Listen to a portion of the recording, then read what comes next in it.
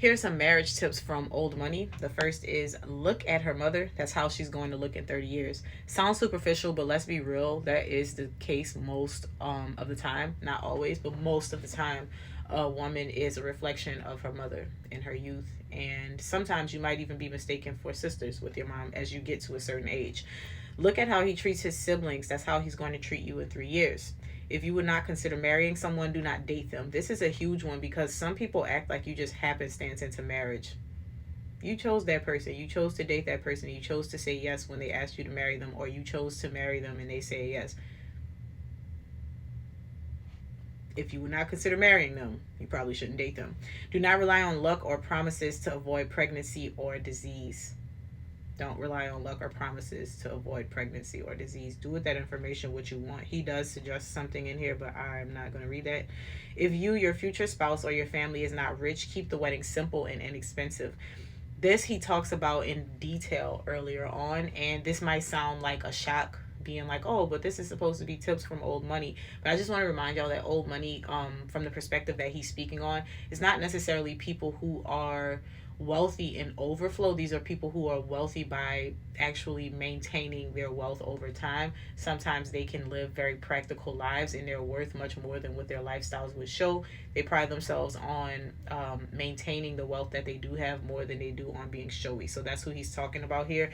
And more often than not, if they are not marrying a family who is really, really rich or really, really well off or can afford the luxury of having a really luxurious wedding, they opt to not do that. That's not saying they don't have a wedding, but he basically described how they will be very practical in their approach, whereas the typical $30,000 to $40,000 wedding is the norm. They will opt for something a little bit more intimate if they had to, and much more affordable, so that they can use the money to do other things like a down payment on the house, paying off student loans for one or the couple, putting money away for their future children, things like that.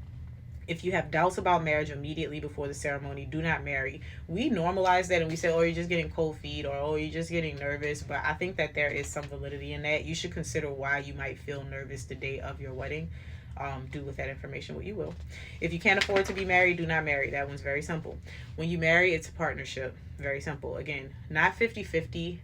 I don't believe that any marriage is 50-50, even if you feel like y'all are putting in 50-50 equal effort. I feel like 50-50 relationships are a breeding ground for keeping score, and that's not what it's about. Show up all the time, be accountable, be responsible for your own actions, and just focus on trying to be there of service. And if you do that for each other, I think that the relationship will be fine, right? Continue dating after you marry. Look nice, send flowers, light candles. Very simple, but when we talk about it online, people get in their feelings. If you say look nice for your husband, they're like, well, oh my gosh, I can't be comfortable. Why can't I be ugly in peace? Because if you want to be ugly and inconsiderate, you should stay single. Telling, like, dear husbands, get the flowers for your wife. Give your wife a break. Oh, why should I have to give her a break when I'm doing... Why y'all keeping score? Light the candles, he says. Do not discuss your spouse's faults with others. This makes you look stupid for marrying them. I agree. And also there's the point that when you discuss your marriage with other people, they might not forgive your spouse in the way that you would. And they're going to always hold on to the things that you said about your spouse. They being your family, your friends, all the things. They're going to always think about that thing that you shared with them. So if you don't know that already, it's probably best to learn that early on in your marriage to avoid strife and confusion and heartache. Do not discuss your sex life with anyone but your partner or a professional therapist. That one is also... it's kind of like a given, especially in a Christian marriage. Like, you, not even just a Christian marriage, you are uncovering your spouse. Like, not literally showing people what they look like, but you are uncovering them and exposing them in a sexual light to other people when you talk about your sex life with people that are not in your marriage. So when you consider infidelity, you are not playing with fire. You are playing with dynamite. Boom. Avoid ultimatums and laugh. Those are the tips. That's from Byron Tully's The Old Money book. I keep mentioning how short this book is. It is, y'all. Like, it's not going to take you that long to read it. You can probably get it on Amazon. Not you, probably. You can get it on Amazon for a few bucks. I don't know if there's an audiobook for it.